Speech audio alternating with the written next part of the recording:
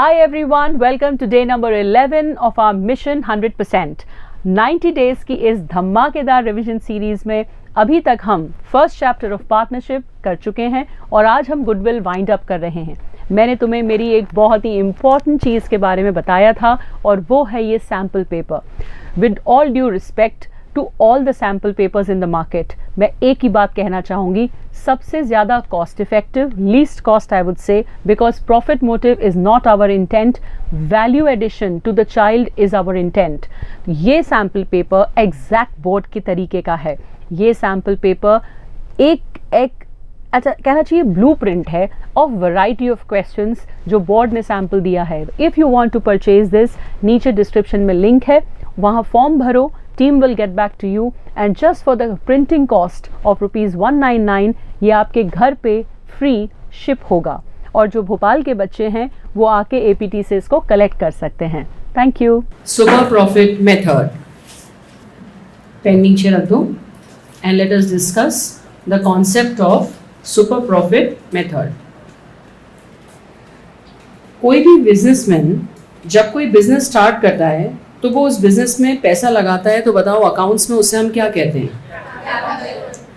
तो हर बिजनेस में कोई अगर पैसा लगाता है तो एक उसकी एक्सपेक्टेशन होती है कि वो इंडस्ट्री कितना रिटर्न देती है बिजनेसमैन को। जैसे कोई रेस्टोरेंट खोलता है तो एक आम बात है कि 45 to 50% मार्जिन पे व्यक्ति वर्क करता है। क्लोथिंग लाइन कोई खोलता है तो 35 to 40% मार्जिन उसका होता है। कोई रिटेल की स्टोर खोलता है तो 10 से 8, 7, 6 ऐसे उसके मार्जिन्स होते हैं, depending on business to business. तो इस नॉर्मल एक्सपेक्टेशन को हम अकाउंट्स की भाषा में नॉर्मल रेट ऑफ रिटर्न कहते हैं। जो लोग जस्ट अभी आए, हम नेक्स्ट मेथड डिस्कस कर रहे हैं, सुपर प्रॉफिट मेथड। तो I just started first line, I said अगर इस बिजनेस में राहुल बाबा ने राजनीति छोड़ के व्यापार स्टार्ट किया, पहला बिजनेस में उन्होंने पैसा लगाया 1 लाख, उन्होंने खोली मोदी जी की तरह चाय की दुकान। तो उनको पता चला कि इस बिजनेस में 10% का प्रॉफिट ऑन एन एवरेज होता है। तो बताओ 1 लाख रुपए इन्वेस्ट करके नॉर्मल प्रॉफिट वो कितना कमाने की एक्सपेक्टेशन रखेंगे? अगर 1 लाख रुपए लगाए हैं तो वो कितने रुपए एक्सपेक्ट करेंगे? बट जब उन्होंने अपने पुराने ईयर्स के प्रॉफिट्स को देखा तो उन्होंने एक्चुअल कमाया था 14,000। तो आम जनता से उन्होंने कितना एक्स्ट्रा कमा लिया था उतना ही पैसा लगा के? 4,000। इसको अकाउंट्स की भाषा में कहते हैं सुपर प्रॉफिट। सुपर प्रॉफिट का मतलब अगर आम जनता से X अमाउंट लगा के X प्रॉफिट कमा रही है बट आप उससे ज़्यादा कमा रहे हो, तो उन दोनों का जो डिफरेंस है वो सुपर प्रॉफिट है। और इसको आप जितने साल मेंटेन कर पाओगे उसको हम परचेज ईयर कहते ही हैं। तो बस परचेज ईयर से मल्टीप्लाई कर दो, आ गई goodwill. I will start again, listen carefully. Super profit method का बेस क्या है? कोई बिजनेसमैन जब भी बिजनेस स्टार्ट करता है तो एक इंडस्ट्री का नॉर्म चलता है कि ये व्यापार में इतना कमाई हो जाती है, इसमें इतनी हो जाती है, इसमें इतनी हो जाती है। तो उसको कहते हैं अकाउंटिंग भाषा में normal rate of return. Normal rate of return means एक सामान्य एवरेज कैपेबिलिटी का व्यक्ति किराने की दुकान खोलेगा तो 5 से 7% का मार्जिन कमाएगा। कोई कपड़ों की दुकान खोलेगा तो होलसेलर का अलग मार्जिन होता है, रिटेलर का अलग होता है, अलग अलग सबके मार्जिन होते हैं। जैसे कि जो गन्ने की गुमटी खोलेगा तो उसका 60% प्रॉफिट मार्जिन है, क्योंकि फिक्स कॉस्ट है ही नहीं, टपरी पे काम कर रहा है वो। तो ऐसे सबके अलग अलग नॉर्मल रेट ऑफ रिटर्न है। तो अगर किसी ने बिजनेस स्टार्ट किया, उसका नॉर्मल रेट ऑफ रिटर्न है 10%। ये हमेशा क्वेश्चन में दिया रहता है। उसने बिजनेस में लगाया 1 लाख रुपए, तो 1 लाख लगा के 10% के हिसाब से कितने रुपए आदमी को कमाने चाहिए? बट उसने अपने प्रॉफिट एंड लॉस अकाउंट में झांक के देखा कि जैसे एवरेज प्रॉफिट मेथड में 3-4 साल का एवरेज निकाल के देखा, हम तो 15,000 कमाते हैं, तो हम दूसरों से एक्स्ट्रा कितना कमा रहे हैं, ये क्या कहलाया, सुपर प्रॉफिट। बस इसको मल्टीप्लाई कर दो इन द परचेज ईयर, बस दैट इज गुडविल। ठीक है, one more time, third time I will explain, क्योंकि कॉन्सेप्ट समझना जरूरी है। What we were doing in average profit method, हम सिंपली पिछले 5 साल, 4 साल, 3 साल जितना क्वेश्चन में डेटा अवेलेबल था उसमें एडजस्टमेंट्स करते थे, निकालते थे हम एवरेज इतना कमाते हैं और इसको हम इतने साल मेंटेन कर पाएंगे, तो हम उसको कह देते थे गुडविल। यहाँ हम एक लाइन एक्स्ट्रा कर रहे हैं कि हम उसको अपने कैपिटल एम्प्लॉयड से कंपेयर कर रहे हैं। एग्जाम्पल ओरली और करते हैं, हमने अपने बिजनेस में लगाए 1 लाख रुपए और उस बिजनेस में normal rate of return question में दिया है 20%। तो बताओ 1 लाख लगा के 20% के हिसाब से अंदाजन कितना कमाना चाहिए। बट हमने देखा कि पुराने साल का एवरेज प्रॉफिट है 35,000। तो how much we are earning extra, और हम अपने अंदाज से ये 3 साल मेंटेन कर पाएंगे। तो 15,000 इंटू 3, 45,000 इज द गुडविल। बात समझ में आई? लेट्स राइट, लिखेंगे सब लोग फटाफट, सीधे मेथड का जिस लिख लो। In this method super profit is equal to average profit earned by us minus normal profit. पहले तो इसको दिमाग लगा लो कि ये लाइन समझ में नहीं आई कि आई कि नहीं आई। सुपर मीन्स दूसरों से बेहतर है यहाँ, तो एवरेज जितना आपने कमाया है minus normal profit will give you super profit. फिर इसमें नॉर्मल प्रॉफिट कैसे निकालते हैं वो लिख लो।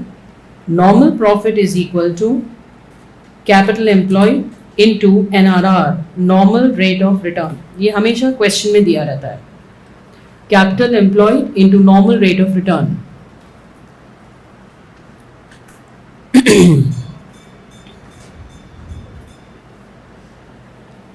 तो बस goodwill is equal to super profit into purchase years, super profit into purchase years. थोड़ी सी स्पीड बढ़ाएंगे सभी लोग, सुनने की, समझने की, रिस्पॉन्ड करने की। लिखेंगे क्वेश्चन नंबर 7, 8 या क्वेश्चन नंबर 8। हाँ जी बेटा, हाँ फिर अपनी गुडविल है ही नहीं बेटा। चलो लिखो बेटू question number 8। Capital employed 1 lakh, normal rate of return 10%। Capital employed 1 lakh, normal rate of return 10%, purchase years 2। बस आगे खुद निकाल लो। और किस चीज की तुम्हें जरूरत पड़ेगी क्वेश्चन में, और क्या चाहिए? एवरेज प्रॉफिट, वो मैंने नहीं दिया है। Average is 15। जल्दी बताओ रे, आंसर क्या आ गया? सबका आ गया गुडविल 10,000। गुडविल का आंसर आ गया 10,000। तो जिसकी क्लास लेट हो गई वो super profit method next step में समझने की कोशिश करें। सुपर प्रॉफिट मेथड हम कैसे निकालते हैं। ऑनलाइनर्स प्लीज गिव मी। हाँ बेटा, एक बच्चे ने पूछा कि मैम अगर बाय चांस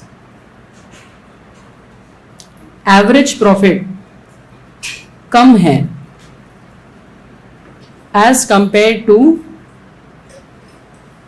नॉर्मल, तो हमारी गुडविल नहीं है। No goodwill case. जब हम कुछ एक्स्ट्रा कमा ही नहीं रहे हैं तो we are just a normal ordinary business. Goodwill तो तब होती है जब आप कुछ अच्छा करो।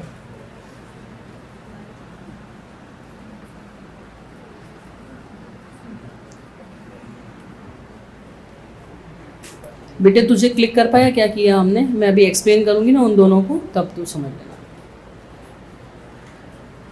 Lakshita, is your question clear? हाँ, अब एक बच्चे ने पूछा कि मैम इसमें ये जो आपने शब्द इस्तेमाल किया कैपिटल एम्प्लॉयड, ये क्या है? तो इस पे ज़रा दिमाग लगा लेते हैं। बेटू, कैपिटल एम्प्लॉयड का मतलब होता है बिजनेस में जितना आपने फंड्स को इन्वेस्ट किया है उसको कहते हैं कैपिटल एम्प्लॉयड। क्लास 11th में आप एक बात पढ़ के आए हो, capital is equal to asset minus liability. बोलो हाँ या ना। तो कभी कभी क्वेश्चन में एसेट और लाइबिलिटी दे देते हैं, माइनस करके निकाल लो।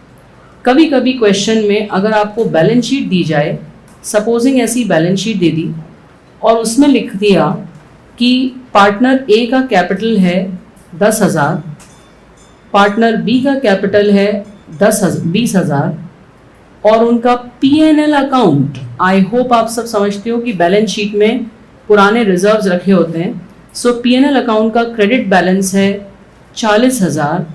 तो कैपिटल बिजनेस का कितना हुआ बताओ? कैपिटल बिजनेस का कितना हुआ? ये ए और बी का कैपिटल मिला के टोटल तो ये हो ही गया। कितना है ये? 30। और ये प्रॉफिट भी किसका है? इन्हीं का है। तो टोटल कैपिटल कितना हो गया? 70।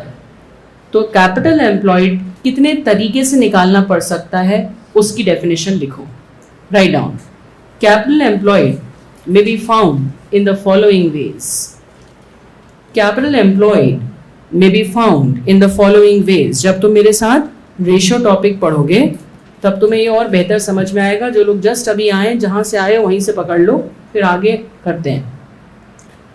कैपिटल एम्प्लॉयड शुद्ध हिंदी में व्यापार में लगाया गया पैसा। कैपिटल एम्प्लॉयड शुद्ध हिंदी में लिख लो, बिजनेस में लगाए गए फंड्स। बिजनेस में लगाए गए फंड्स या पैसे को कैपिटल एम्प्लॉयड कहते हैं। इसको नेट एसेट भी कहते हैं, इसको नेट एसेट भी कहते हैं। तो सबसे पहला फॉर्मूला लिख लो, write down the first formula, asset is equal to liability. तुम लोग तब पढ़ते थे ना, asset is equal to liability plus capital, तो उसको लिख लो, उससे निकाल लेना capital is equal to asset minus liability. First formula लिख लो, capital employed is equal to, इस फॉर्मूले से निकाल लेना, asset is equal to liability plus capital. तुम्हें याद है, तुम एक चैप्टर पढ़ते थे जिसका नाम था अकाउंटिंग इक्वेशन। उसमें अगर अपन को एक छोटी सी बैलेंस शीट दी रहती थी, अपने को एसेट्स दिए हैं, कैपिटल दिया है और लायबिलिटी दिए हैं, तो अपन लोग ऐसे करके निकाल लेते थे। Supposing this is 40, this is 30, तो व्हाट इज दिस? ये मैकेनिक्स सबकी क्लियर थी? नहीं थी तो अभी समझ लो, बैलेंस शीट में ये पूरा लायबिलिटीज का साइड है, ये पूरा एसेट्स का साइड है। लायबिलिटी दो टाइप की है, एक एक्सटर्नल लायबिलिटी जो बाहर वालों को देनी है, और एक इंटरनल लायबिलिटी जो ओनर को वापस करनी है। ये दोनों लायबिलिटीज हैं और इस तरफ एसेट है। तो बस तुम्हें इसमें से कुछ भी मिसिंग फिगर हो तो तुम तीसरा निकाल सकते हो। अगर मैं तुमसे कहूँ कि as capital is 30, liability is 10, तो हाउ मच इज एसेट? तो बस ये इक्वेशन दिमाग में फिट रखना। अब कभी उन्होंने क्वेश्चन में तुम्हें कह दिया कि कैपिटल निकालना है, liability is 40 and this is 100, so what is this? बस वही वाला फॉर्मूला लिखवाया मैंने। फॉर्मूला क्या है ये? Asset is equal to liability plus capital. तो वही बात मैंने लिखवाई है। तो किसी ने 11th में बाय चांस इसको ना पढ़ा हो तो ये एक बहुत बेसिक बात है जो हम रेशियोज के चैप्टर में पुनः पढ़ेंगे, ठीक है? तो ये मैंने फर्स्ट लिखवाया। First, capital employed is equal to asset is equal to liability plus capital. इस इक्वेशन से प्लस माइनस करके निकाल लो। सेकेंड पॉइंट लिखो, if both opening capital and closing capital is given, so you take average। ये मैं तुम्हें बहुत ही out of the way board में क्वेश्चन आ गया, 8-10 साल पहले एक बार आया था, उसके बाद कहीं नहीं आया कि अगर ओपनिंग कैपिटल भी दे दिया और क्लोजिंग भी दे दिया तो दोनों को प्लस करो, डिवाइड बाय 2, एवरेज निकाल लो। सिर्फ एक एक्स्ट्रा थ्योरेटिकल बात लिखवा रही हूँ। कभी क्वेश्चन में ऐसी ऑफ बीट बात आ जाए कि ओपनिंग कैपिटल भी दे दिया, क्लोजिंग भी दे दिया, तुम कंफ्यूज कौन सा यूज करो? एवरेज निकालो। हो सकता है पॉइंट यूज भी ना आए, 8-10 साल पहले बोर्ड में एक बार आया था। अब तीसरा फॉर्मूला जो रेशियोज चैप्टर में काम आएगा और वहां पढ़ेंगे, कैपिटल में क्या क्या जोड़ते हैं। कैपिटल में ऐड करो फ्री रिजर्व्स, कैपिटल में ऐड करो फ्री रिजर्व्स। बेटो फ्री रिजर्व क्या होते हैं? पुराने कमाए हुए प्रॉफिट जो हम घर लेकर नहीं गए, बिजनेस में ही रखे हुए हैं। हाँ क्या, come again? Retained earnings, yes. तो कैपिटल में बेटू फ्री रिजर्व्स को ऐड करते हैं। ये हमारे पुराने प्रॉफिट्स हैं जो हम घर लेके नहीं गए, नॉट विड्रॉन। ये सब हम थोड़ा थ्योरेटिकल लिख रहे हैं, पेपर में आता कुछ नहीं है। कभी ऑफ बीट क्वेश्चन आ जाए तो उसके लिए लिखवा रही हूं। कैपिटल निकालने के formula number next, free reserve जोड़ दो।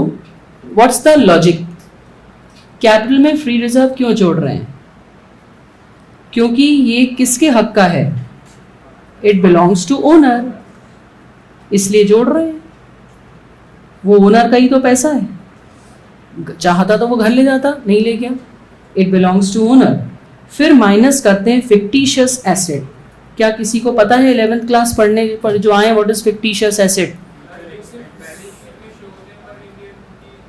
यस, बस फ्यूचर की जगह पास्ट वर्ड बोल दे। फिक्टिशियस का मतलब है काल्पनिक। वो एसेट बैलेंस शीट में दिखते तो हैं बट वो अब किसी काम के नहीं है। वो पुराने खर्चे हैं जो अभी तक राइट ऑफ नहीं हुए हैं, तो आप उनको कैपिटल नहीं कह सकते, कैपिटल का पार्ट नहीं है वो।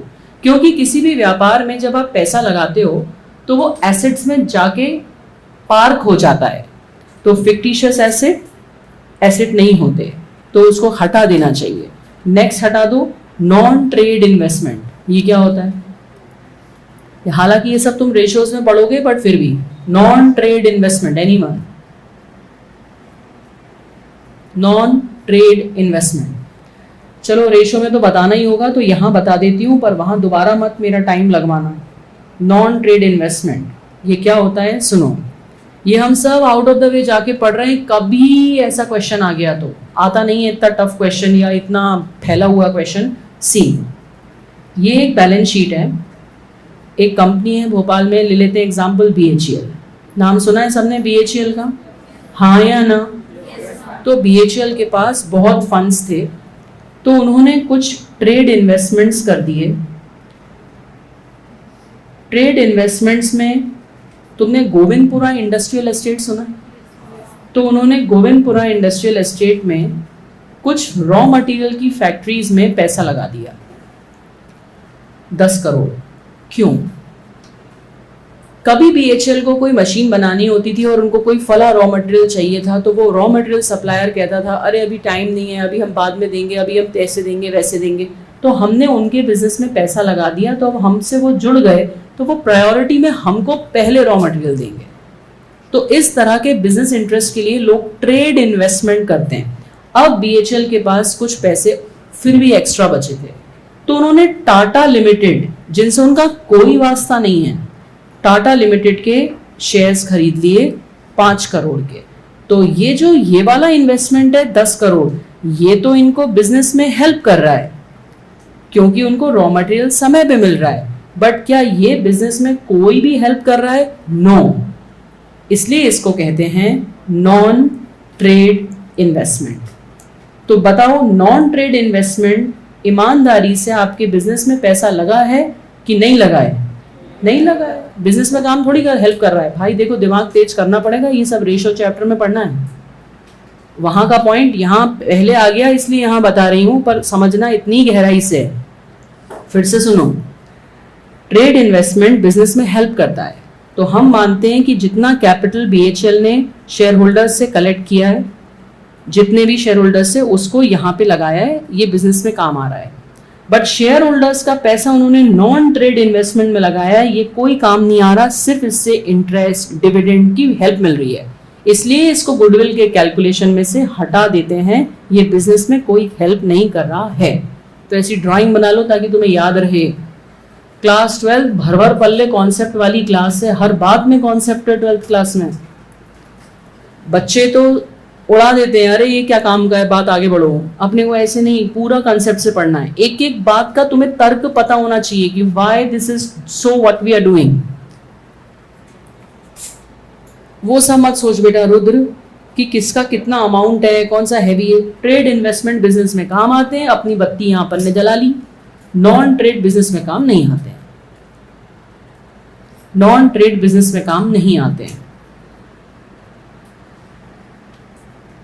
I will repeat,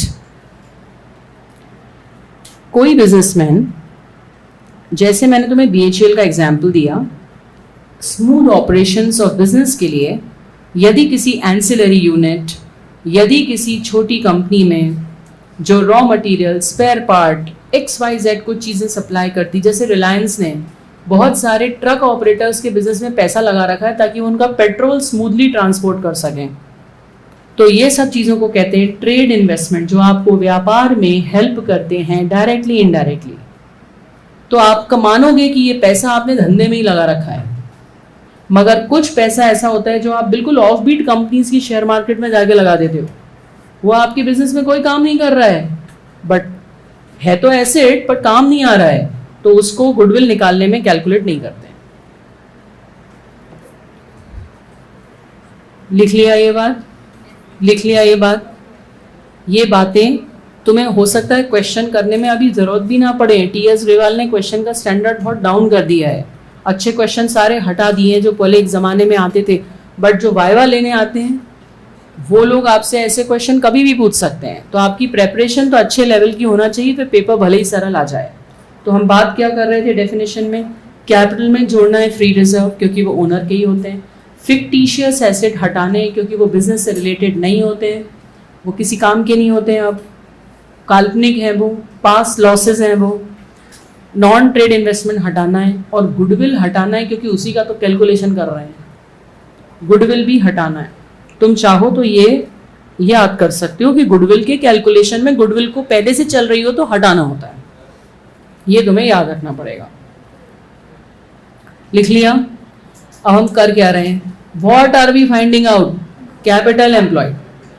capital employed धंधे में लगे हुए पैसे को कहते हैं। The first formula and the simple formula is, जो लास्ट ईयर तुम लोग सिंगल एंट्री या अकाउंटिंग इक्वेशन चैप्टर में पढ़ के आए थे कि asset is equal to liability plus capital. इस फॉर्मूले से आप कैपिटल निकाल सकते हो। अगर आपको क्वेश्चन में एसेट्स दिए हैं, लाइबिलिटी दिए हैं, बस आप एसेट में से लाइबिलिटी माइनस करो, कैपिटल आ जाएगा। हाथ उठाओ कितने लोगों को ये बात क्लियर है। ये हुआ एक तरीका। दूसरा तरीका, अगर क्वेश्चन में ओपनिंग कैपिटल और क्लोजिंग कैपिटल दोनों दे दिए तो don't get confuse, find average. तीसरा पॉइंट, अगर क्वेश्चन में जानकारी ऐसे दे दी है, कैपिटल दे दिया, रिजर्व्स दे दिए, कुछ फिक्टिशियस एसेट्स दे दिए, तो रटना मत, कॉन्सेप्ट से याद रखना कि रिजर्व्स ओनर के ही होते हैं, कैपिटल का हिस्सा ही होते हैं। फिक्टिशियस एसेट काल्पनिक एसेट हैं जो एसेट है ही नहीं, तो उनको हटा देना चाहिए। ट्रेड इन्वेस्टमेंट धंधे का ही पैसा होता है तो वो तो रखना चाहिए, बट नॉन ट्रेड इन्वेस्टमेंट का मतलब आपने बिजनेस में से पैसा कहीं और लगा दिया, तो उतना पैसा बिजनेस में नहीं लगा है तो वो कैपिटल एम्प्लॉयड में क्यों आए, ये उसका तर्क है। और बस बाद में वो हटा देते हैं गुडविल, क्योंकि गुडविल का ही कैलकुलेशन है। तो अभी तुम्हारे लिए इतने फॉर्मूले बहुत हैं। क्वेश्चन लिखो, write down question number 8। A and B profit 9 हो गया। ए एंड बी पार्टनर्स, फटाफट। A and B partners, capitals 3 lakh 2 lakh, profit for the year 1,50,000, normal rate of return 20%, purchase years 2, find out goodwill, purchase years 2, find out goodwill। सब लोगों ने answer question लिख लिया। अब शांति से क्वेश्चन करो। जो लोग बीच में आए हैं मैं उनको फिर से पूरा एक्सप्लेन कर रही हूँ। What is super profit method. तुम सुनना बच्चों और तुम दोनों सुनना, और बीच में कोई आया हो जिसको नहीं कनेक्ट कर पाया हो वो सुने। ऑनलाइनर्स सबने क्वेश्चन लिख लिया? बाकी लोग हटा दूं स्क्रीन?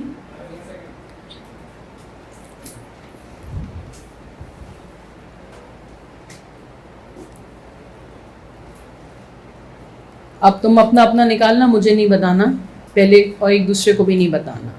बेटू तुम दोनों देखो, all the latecomers. Goodwill calculate करने के 3 मेथड होते हैं बेटू। सबसे पहला मेथड एवरेज प्रॉफिट मेथड, जो हम पिछली क्लास तक पढ़ रहे थे। Second method is super profit method. सुनो इसको, तुम खड़े जाओ बच्चों। तुम हो राहुल गांधी, कांग्रेस तुमसे चली नहीं, बंद करने की नौबत आ गई, इलेक्शन हारने वाले हो भाई। तो हुआ क्या कि तुमने 1 लाख रुपए सोचा कि अपन अब कुछ बिजनेस कर लेते हैं, घर तो चलाना है ना। कांग्रेस के खाते भी सीज कर लिए सरकार ने। तो तुमने 1 लाख रुपए सोचा बिजनेस में लगाएं, इसको कहते हैं कैपिटल। तुमने सोचा मैं एक काम करता हूं, एक मोबाइल का स्टोर खोलता हूं। तो तुमने वहां के कुछ बिजनेसमैन से पूछा जिनकी ऐसी शॉप थी कि आपके व्यापार में कितनी अर्निंग हो जाती है। तो उन्होंने कहा 10% कमाई हो जाती है। तो तुमने अपने दिमाग में क्या लगाया कि 1 लाख लगा के मेरी कितनी कमाई हो जाएगी? 10% निकालो 1 लाख का। ये तुम्हारी एक्सपेक्टेशन थी कि सब भी इतना कमाते हैं, मैं भी इतना कमाऊंगा। बट जब साल खत्म हुआ तो तुमने कमा लिए 14,000। तो तुमने दूसरों से ज्यादा कितने कमा लिए? बस ये कहलाता है सुपर प्रॉफिट। दूसरों से ऊपर हो तुम, सुपर हो तुम। कितना एक्स्ट्रा कमा रहे हो तुम? और फिर तुमने देखा कि मैं ऐसा कितने साल तक कर पाऊंगा अपनी अभी की अकल से। तो वो तुम 2 साल तक इतना कमा सकते थे, तो मल्टीप्लाई बाय 2 कर दो, जैसे परचेज ईयर मल्टीप्लाई करते तो 4,000 इंटू 2, वही गुडविल है। इतना सही मेथड है। बस अभी हम क्या एक्सप्लेन कर रहे थे कि इसमें जो कैपिटल एम्प्लॉयड शब्द मैंने तुम्हें अभी रेडीमेड बता दिया था ना 1 लाख, वो ऐसे कैलकुलेट करना पड़ता है।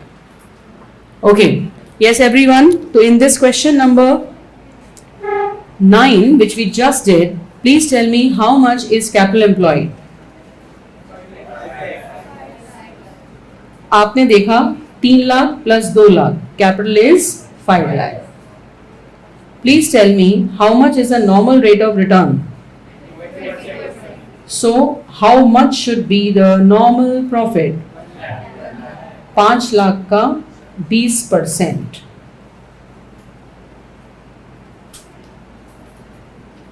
एक लाख। जबकि सुपर प्रॉफिट निकालने के लिए जब एवरेज प्रॉफिट में से नॉर्मल प्रॉफिट माइनस किया तो एवरेज कितना कमा लिया था, और नॉर्मली लोग कितना कमाते हैं, तो सुपर प्रॉफिट कितना हुआ, और परचेज ईयर कितना दिया है। सो गुडविल कितनी हो गई? 50,000 इंटू 2 गुडविल 1 लाख। कितने लोगों को बात समझ में आ गई?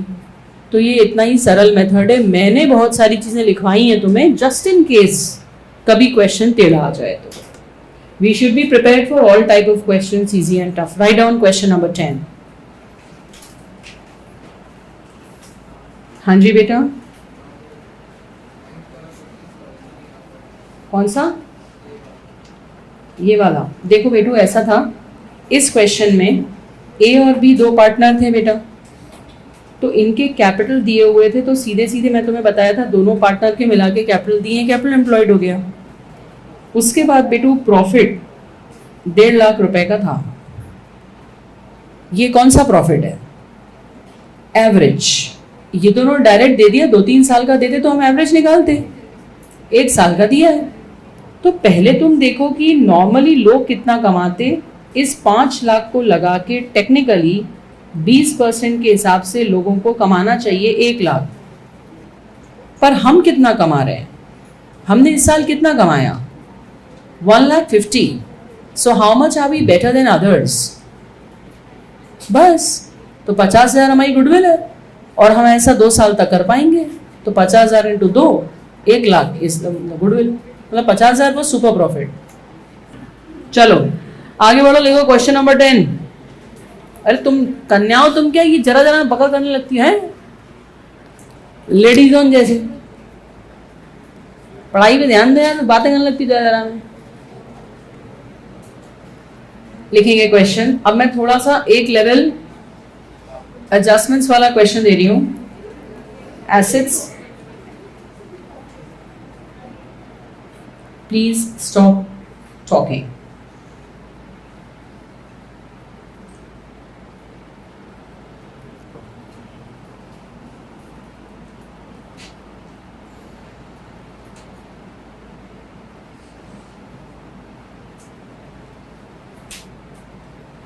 एक मिनट बेटा, मानव तू कहाँ का आंसर बता रहा है? पिछला वाला बेटा, ये तो मैंने अभी क्वेश्चन ही नहीं लिखा।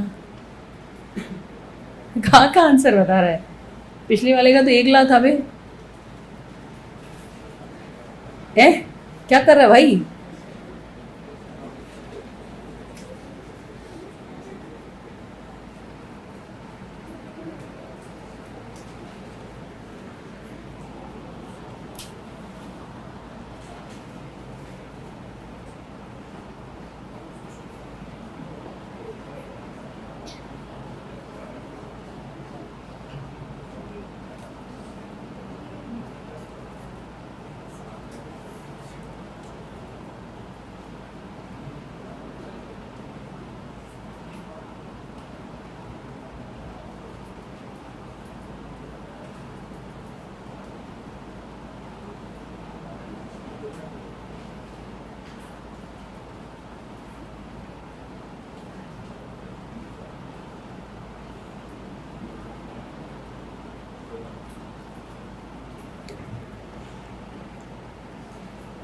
अकेले अकेले करें प्लीज़, एक दूसरे के साथ शेयर ना करें।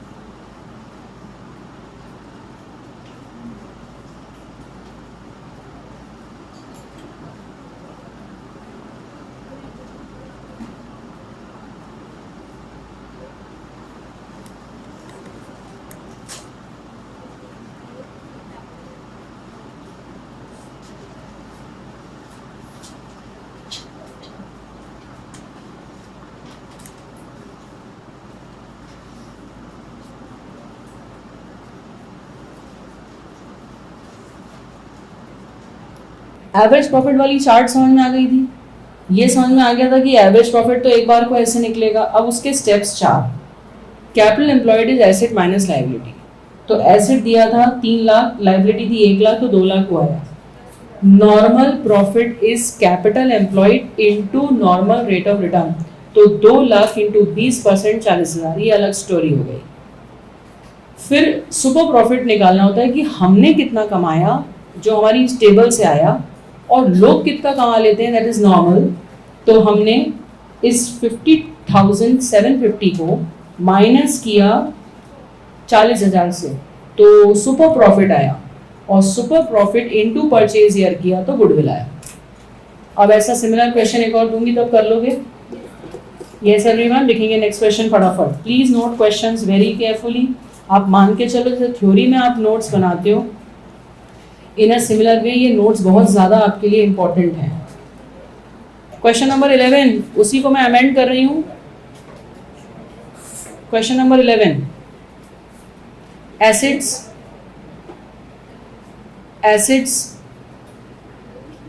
4 lakh, liabilities 3 lakh, normal rate of return 15%, past year profits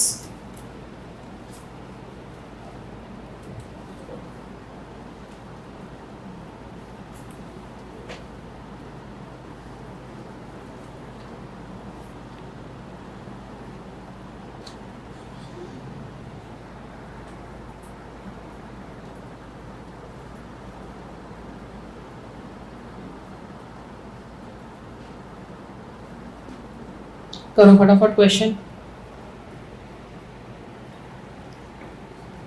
ये वाला चाहो तो सीधे आंसर ही कर लो, क्वेश्चन नहीं भी लिखना हो तो उसी फॉर्मेट में लिख लो जैसे भी लिखा हो, आगे पूरा आंसर ही वैसा कर लो। क्वेश्चन 11, एवरीथिंग इज टफ बेटा, हमेशा जिंदगी में भी और असलियत में भी, बिफोर इट इज ईजी। शुरू में हर चीज टफ लगती है। आज तुम्हें लग रहा होगा 100 नंबर अकाउंट्स मैम बोलती रहती है it is impossible target, I am saying it is possible target. एक बार करके देखो, तुम्हारी को ऐसा लगेगा कि चस्का लग गया मेरे को सक्सेस का, फिर तुम्हें कभी सब स्टैंडर्ड चीज के ऊपर तुम सेटल नहीं करोगे। क्या मैं आगे बढ़ जाऊं? ये वाला बन गया सबको? Steps are clear? वैसे तुम बहुत शानदार चल रहे हो। लिखेंगे next and last method, capitalization method. Last method of the topic, आज टॉपिक कंक्लूड करेंगे। तीनों मेथड के बाद ये मेथड उन्हीं मेथड्स का थोड़ा सा रीऑर्गेनाइजेशन है, थोड़ा अलग तरीके से चीज़ को सोच रहे हैं, है मोटा मोटी वही, लिखना कुछ नहीं है। अभी सुनो, इस मेथड में परचेज ईयर का कोई काम नहीं है। इस मेथड में हम कैपिटलाइज्ड वैल्यू निकालते हैं प्रॉफिट की। सुनना ध्यान से जो मैं बोल रही हूँ, please don't do anything else. Screen पे देखो, हमने एक बिजनेस स्टार्ट किया, उसमें हमने कैपिटल लगाया 1 लाख।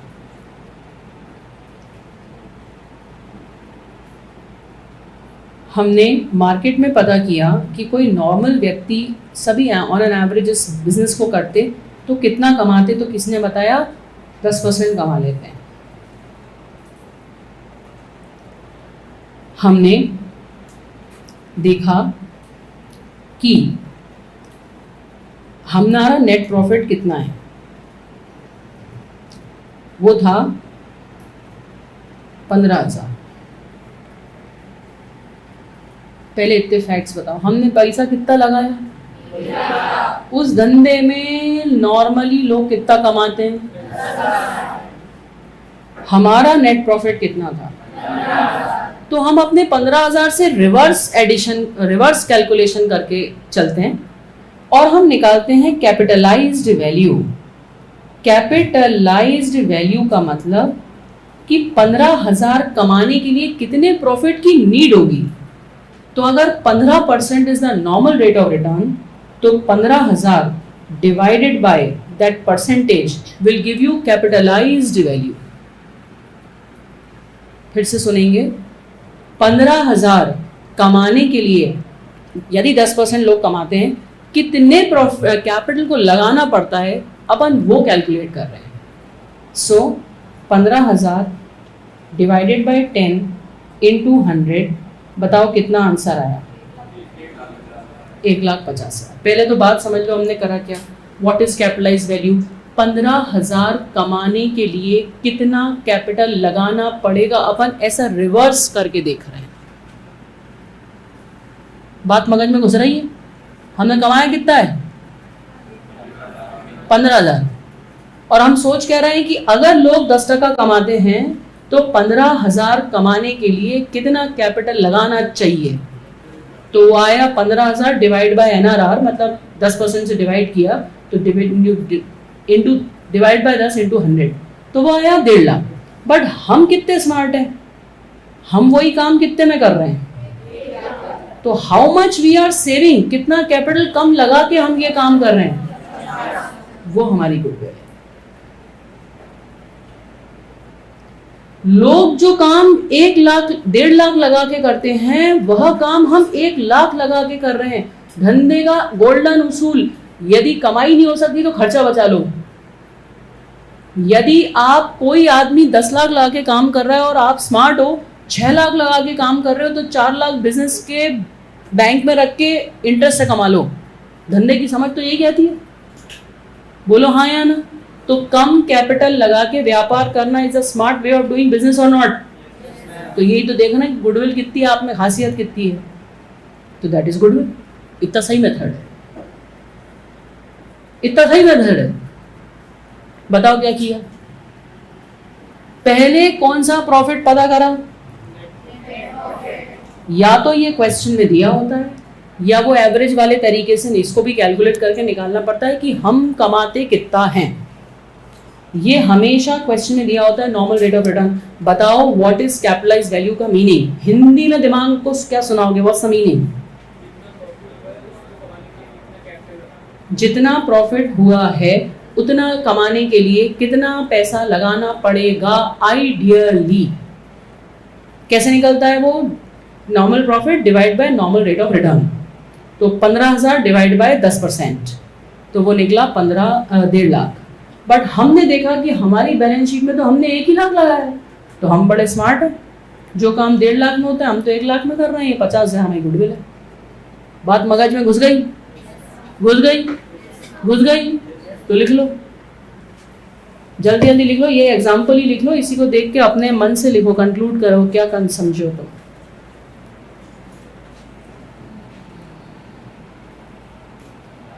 एक मिनट बेटा।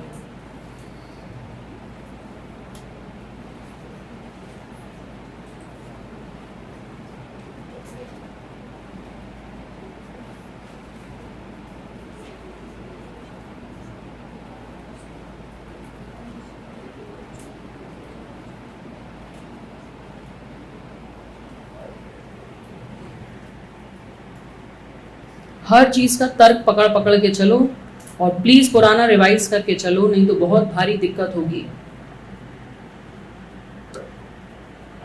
हाँ जी, हाँ net profit, sorry net profit, net profit ये हमारा नेट प्रॉफिट है। मैं लिख देती हूँ ना यहाँ पे।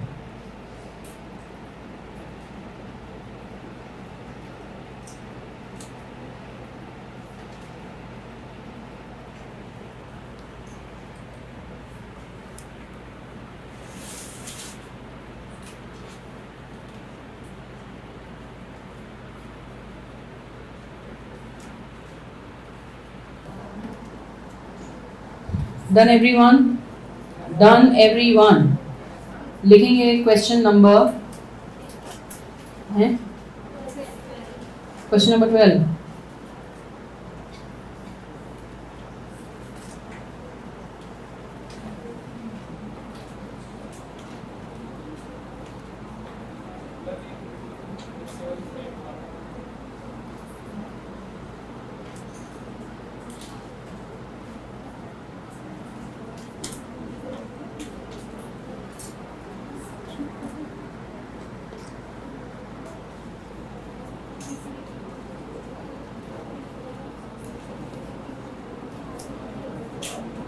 फटाफट लिखेंगे।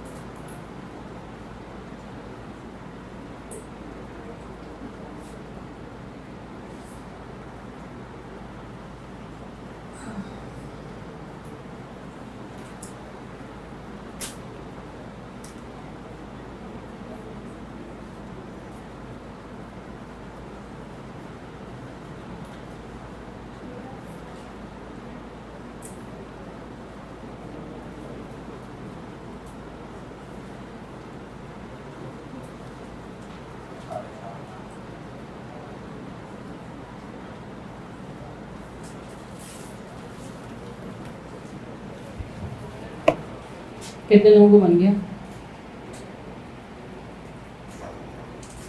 तुम बालकों ने हाथ नहीं उठाया अंत में? नहीं बना? बनना पड़ेगा बच्चे, ध्यान और लगाना पड़ेगा। ध्यान लगा लोगे तो सब बनेगा। सुधीश भाई मोबाइल मत देख भाई, मैं बहुत दिल से तेरे को पढ़ा रही हूँ इस बार 100 नंबर के लिए। तू खुद नहीं सोच रहा होगा मेरे 100 आ सकते हैं, पर मैं सोच रही हूँ तेरे आ सकते हैं। इसी बात का मान रख लिया था। माना भाई 3.5 लाख कहाँ से आ रहा, मेरा 4.5 लाख आ रहा। आंसर आ गया, समझ में आ गया। तो ये हमने पढ़ा अभी कैपिटलाइजेशन मेथड का, एवरेज प्रॉफिट का कैपिटलाइजेशन। देखिए जरा पन्ना पलट के, मैंने आपको ये बताया कि कैपिटलाइजेशन मेथड में 2 तरीके से निकालते हैं, एक कैपिटलाइजेशन ऑफ एवरेज प्रॉफिट और एक कैपिटलाइजेशन ऑफ सुपर प्रॉफिट। अभी हमने कौन सा निकाला है? एवरेज प्रॉफिट के कैपिटलाइज वैल्यू से निकाला है, हाँ या ना? अब हम निकाल रहे हैं लास्ट मेथड। लिखो heading capitalization of super profit, capitalization of super profit. Third वाले मेथड के 2 पार्ट्स हैं, capitalization of average profit, capitalization of super profit. Last वाला सबसे टफ है जो अब कराने जा रही हूं। कैपिटलाइजेशन ऑफ सुपर प्रॉफिट लिखेंगे जल्दी से, capitalization of super profit last method. ये सबसे टिपिकल है कैपिटलाइजेशन ऑफ सुपर प्रॉफिट। पहले बिल्कुल सीधे बैठे और लिख के capitalization of super profit. Please show the question for 2 second. ये लीजिए,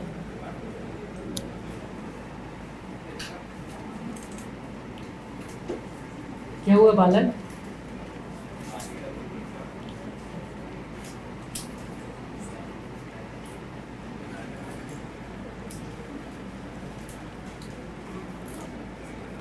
नहीं जगह, मजाक करने की टेंडेंसी को ही खत्म कर दो। ये साल बहुत महत्वपूर्ण है।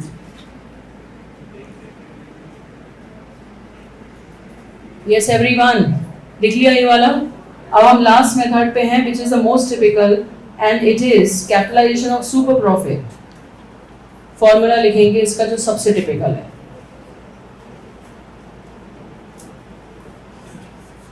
This is the most typical formula. क्या किया हमने? सुपर प्रॉफिट कैलकुलेट करो, divide by normal rate of return, that's goodwill.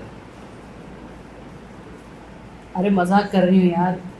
Super profit को डिवाइड कर दो एनआरआर से, बस that's goodwill. Capitalization of super profit, simply super profit calculate करो जो पिछले मेथड में किया था और डिवाइड कर दो बाय एनआरआर। डिवाइड कर दो by NRR, so you will arrive at goodwill. कोई प्रैक्टिस की नीड नहीं है, आपको सुपर प्रॉफिट आता है निकालना, एनआरआर क्वेश्चन में दिया होता है और दैट इज सुपर प्रॉफिट। अब एक क्वेश्चन आप होमवर्क लिखिए, कंबाइंड क्वेश्चन। क्वेश्चन नंबर कौन सा हो गया ये? 13। Question 13 please write as homework.